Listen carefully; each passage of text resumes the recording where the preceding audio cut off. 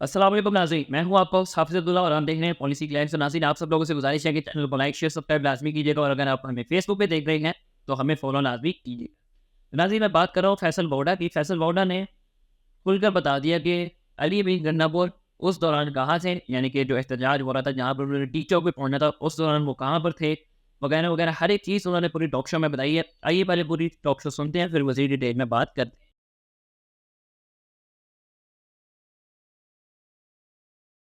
अब आप चले गए गंडापुर साहब, चले गए बकौल गंडापुर साहब के। मैं तो आपको असलियत बता दूं, मैंने तो आपको एक रात पहले बता दिया कि वो डिग्गी में बैठ के भगौड़े बन चुके हैं और दलेर आदमी निकल गया। ठीक है, वो कैसे निकले? केपी के हाउस के पीछे उमर अयूब साहब का घर है, उस पर वो कुदाड़ी मारी उन्होंने, डिग्गी में वो बैठे, निकले यहाँ से सीधा ये जो रोड है आपकी मरगला रोड, वहाँ से ऊपर चढ़े हरीपुर की तरफ पहुँच गए। रात उन्होंने घूमना फिरना जो भी करना था, जहाँ भी छुपे रहे। आप अगर इतने संजीदा आदमी थे और आप सब कुछ देख रहे थे मेरे साथ रेड हो रही है, ठीक है, रेड हो रही, तो आप कम से कम आके कौम को आसान कर देते कि मैं ठीक हूँ, मुझे किसी।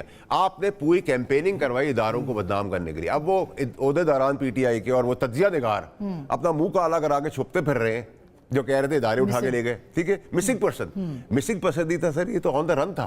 ठीक है, अब अगर आप ये आज नहीं हुआ कि गंडापुर भाग गए, ये पीटीआई का दस्तूर है। अच्छा, हम भी तो खड़े हुए ना बहन, देखिए बहन, मैं भी तो खड़ा हुआ ना। ये यहाँ क्या गुलामी है, जानवर है, नौकर है। खान साहब को जाके समझाए कि सर आप ये काम ना करें, मैंने भी किया था ना, निकाल दिया 10 करोड़ निकाल देंगे, उसको भी बचाए। इस जगह पे ले गए कि देखिए इनके लिए सूट करता है पीटीआई वालों के लिए कि खान साहब अंदर है, खुदा खासा उनका और कुछ हो जाए, ये मजे लें इनकी। वरना मुझे बताइए जो शक्लें थी कल ओहदेदारान की पीटीआई के, वो कब्रों में बैठकर, ठीक है, उनमें कुछ तो ऐसे थे जो मौला जट बने हुए थे, 5-5 पार्टियां छोड़ गए, जिनको हम सियासी पार्टियों का टॉयलेट पेपर कहते हैं, वो भड़कियां मार रहे थे। ठीक है, कोई बाहर नहीं था। पाकिस्तानी कौम के आगे एक्सपोज हो गया है। जो इनके अपने वर्कर्स जो नौकरी करते थे केपी की हुकूमत की, उनके आगे ये रना हो चुके हैं। अब कौन पे भरोसा करेगा? शोएब शाहीन साहब, आप ये आपने बातें सुनी और बहुत सारे आपके जो कारकुनान हैं वो भी यही बात कर रहे हैं, वो सोशल मीडिया भरा हुआ है इस पूरे मौजू के ऊपर। क्यों ऐसा हुआ है? क्या वाकई उन्होंने अगर डी चौक पे आना था, लीड करना था, तो फिर वो क्यों फरार हुए हैं? और जो दूसरा बयानिया चला है कि वो अरेस्ट हो गए थे, अगवा हो गए थे, उसके ऊपर आप क्या कहेंगे? देखिए, पहले तो मैंने बहुत सारी बातें जो बाडा साहब की सुनी है, मैं उनका जवाब देना इसलिए पसंद नहीं करूंगा कि ये मुस्लिम लीग नून वाले कहें या ये कठपुतली कहने वाले ये लोग अगर होते तो फिर मैं उनका जवाब देना भी पसंद करूंगा, क्योंकि इनकी कोई पार्टी नहीं। इनकी पार्टी शायद हमदर्दियाँ ISPR के साथ या उनके साथ हूँ, तो उनकी अगर नुमाइंदगी करते हैं तो अलग बात है, लेकिन मैं इन बातें मेरे लिए रेलिवेंट नहीं है। रेलिवेंट बात सिर्फ दो है, आप एक बात जहन में रखें। चले वो उनको आप पार्टी ना समझे, मगर जो हकायक वो बता रहे हैं उनकी तरदीद जरूर कीजिएगा।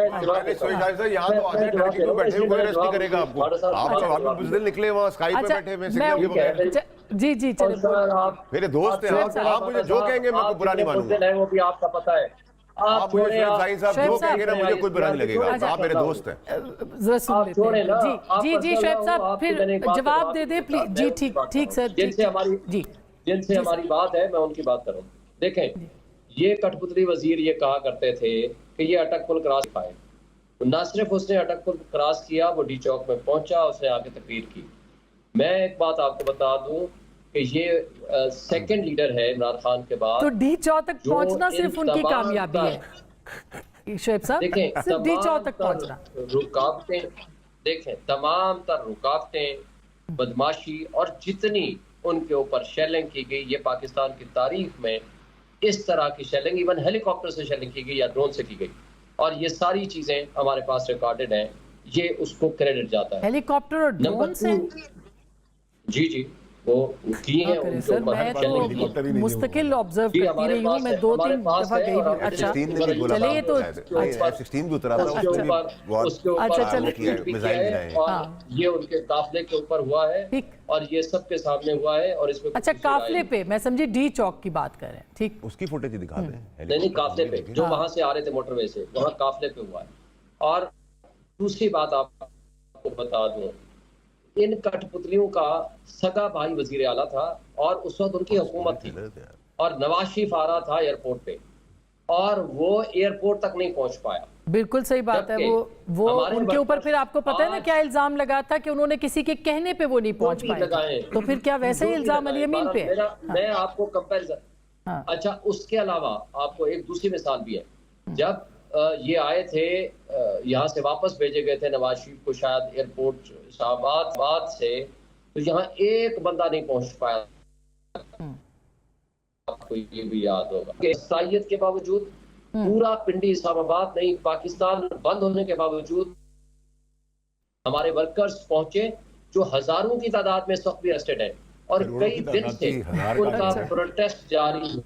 भाई करोड़ों लोग ये थे, पाकिस्तान की करोड़ों। तारीख में मैं आपको बताऊं, ये कभी भी नहीं हुआ कि पाकिस्तान में, यार मुझे डिस्टर्ब ना करें प्लीज, मैंने ये नहीं, आप कह रहे इस्लामाबाद डी चौक पे आए थे ना करोड़ हजारों लोग। हाँ। उम्मीद करता हूँ कि आपको ये वीडियो पसंद आई होगी। अगर वीडियो पसंद आए तो यार वीडियो को लाइक, चैनल को सब्सक्राइब लाजमी कीजिएगा, और फेसबुक पे अगर हमें देख रहे हैं तो फेसबुक के पेज को फॉलो इसी के साथ हाफिज अब्दुल्ला को इजाजत दीजिए। अल्लाह हाफिज।